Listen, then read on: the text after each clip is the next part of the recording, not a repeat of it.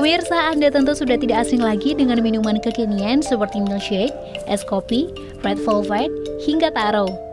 Menemukan minuman manis seperti ini memang sangat mudah. Namun di balik rasa manis yang nikmat, terdapat bahaya kesehatan yang mengintai, seperti resiko diabetes, obesitas, dan penuaan dini. Berdasarkan laporan International Diabetes Federation pada 2022, jumlah penderita diabetes tipe 1 di Indonesia mencapai 41.817 orang. Jumlah ini menjadikan Indonesia peringkat teratas di Asia Tenggara. Riset Kesehatan Dasar atau Riskesdas Indonesia tahun 2021 juga menyebut, penyakit ini menjadi penyebab kematian tertinggi keempat di Indonesia. Inilah yang menjadi perhatian Dani Saragi, seorang pria berusia 31 tahun asal Medan. Ia mengurangi kebiasaan konsumsi gula berlebih sejak 2 tahun belakangan. Hal ini ia lakukan guna mengantisipasi berbagai penyakit di kemudian hari. Setiap kali berkunjung ke gerai kopi favoritnya, ia selalu memilih minuman tanpa gula. Salah satu pilihannya adalah kopi seduh menggunakan teknik manual brew V60. Ia juga mengimbanginya dengan meminum air putih yang cukup dan memakan buah serta sayuran setiap hari. Awalnya Dani menyadari bahwa semakin ia meminimalisir minum minuman manis, semakin besar pula hasrat untuk kembali mengonsumsinya. Hal ini umum terjadi bagi mereka yang ingin mencoba untuk mengurangi konsumsi gula, atau yang dikenal dengan istilah sugar withdrawal. Sejak melakukan kegiatan ini, ia mengaku sudah merasakan dampak positif dari pola hidup sehat ini. Ya, saya merasa dengan usia saya yang sudah mulai kepala 3 ya. Jadi saya pengen ya badan saya tetap fit. Jadi kalau misalnya bangun tidur badan saya segar. Jadi saya berusaha untuk mengurangi gula sebenarnya. Jadi saya tidak, karena gula sendiri kan cukup dari makanan seperti nasi. Jadi untuk gula sendiri saya untuk tidak menggunakannya lagi, sehingga saya cukup dari makanan saja.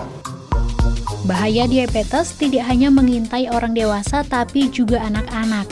Berdasarkan data dari Ikatan Dokter Anak Indonesia, hingga 31 Januari 2023, prevalensi kasus diabetes pada anak meningkat 70 kali lipat. Dengan hampir 60% penderitanya adalah anak perempuan. Gula juga berperan besar dalam peningkatan angka obesitas di Indonesia. Riskesdas Kementerian Kesehatan pada 2021 menyebut, selama 2 dekade terakhir, jumlah penderita obesitas meningkat 2 kali lipat. Hal ini disebabkan oleh konsumsi makanan dan minuman manis yang berlebihan. Lantas, idealnya berapa banyak gula yang diperlukan oleh tubuh kita? Badan Kesehatan Dunia atau WHO menganjurkan konsumsi gula yang aman tidak lebih dari 10% total asupan energi harian. Ini setara dengan 50 gram saja, atau lebih mudahnya, hanya diperlukan gula sekitar 4 sendok makan per hari. Dampak lainnya, konsumsi gula yang berlebihan juga dapat memicu penuaan dini loh pemirsa. Hal ini juga diungkapkan oleh Dr. Fitriani Nasution, salah seorang dokter gizi di Kota Medan. Ia menjelaskan, gula yang masuk ke dalam tubuh akan menempel pada protein. Hal ini dapat membentuk molekul yang memicu radikal bebas, dan proses ini disebut sebagai glikasi sehingga merusak kulit.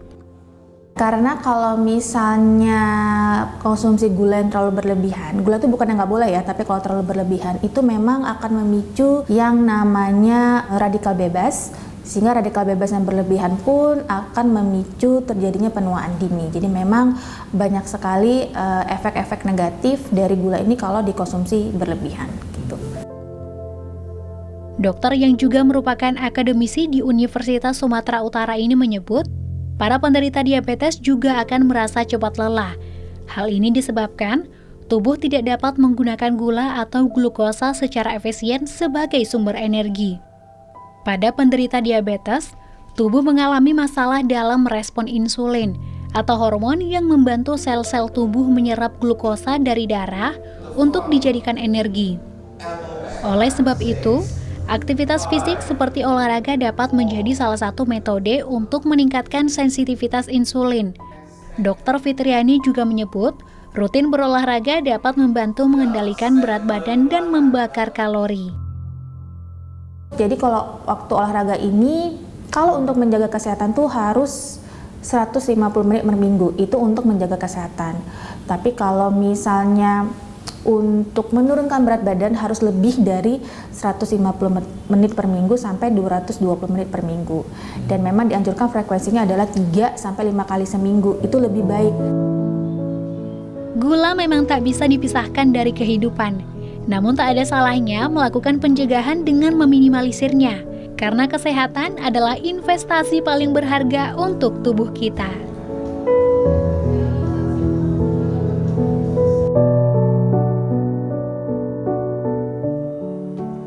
Sekian program Bingkai Sumatera. Saat ini pemirsa Anda juga bisa menyaksikan program unggulan Daai TV di platform Daai Plus yang bisa diunduh secara gratis. Dan saksikan konten inspiratif serta menenangkan hati dimanapun dan kapanpun.